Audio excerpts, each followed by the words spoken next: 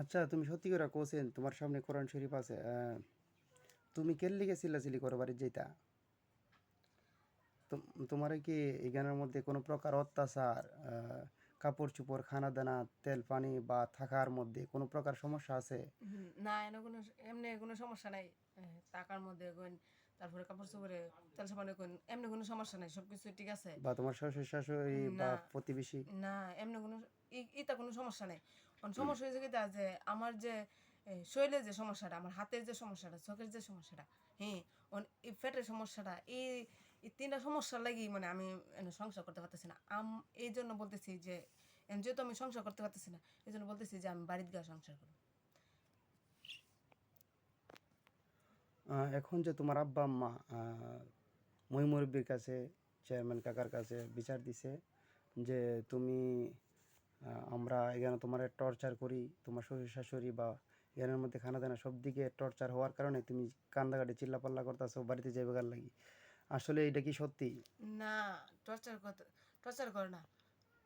এটা সত্যি না। কারণ আমার আমার বাপে চাইতেছে যে আমার নিতো গা। আমি আমার মা বাপে আমার বিয়া দেওয়ার আগে, হ্যাঁ, আমি বলছি যে আমি বিয়ে বসতাম না।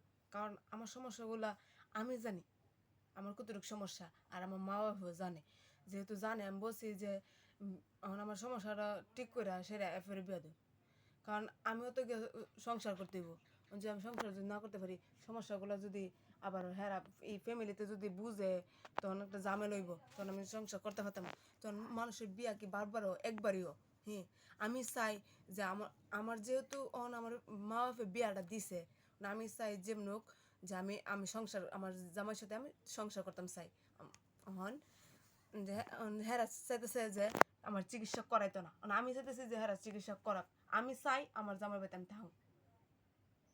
এখন এখন আপনারা যেমনি হোক ব্যবস্থা করে দিন যে আমার মা বাপরে বইলা বা যেমনি হোক আমার চিকিৎসার ব্যবস্থা করুন। আমার হাতের সমস্যাগুলো বাড়ছে, এরপরে চোখের সমস্যাগুলো বাড়ছে, আমার ভবিষ্যতের কথা তারা চিন্তা করবো।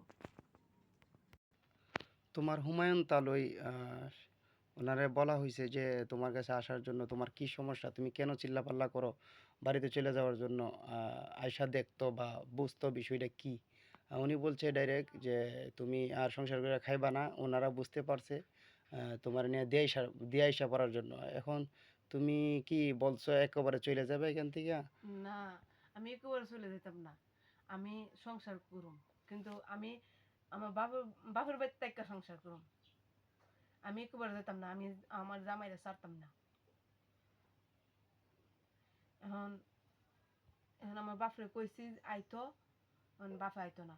কইছে আরো আরো দুই তিনজন লয়ে আইতো, ফোন দা আমি বাপের বাড়িতে কইছি যে তোমরা আইও, আমার লয়া যাও।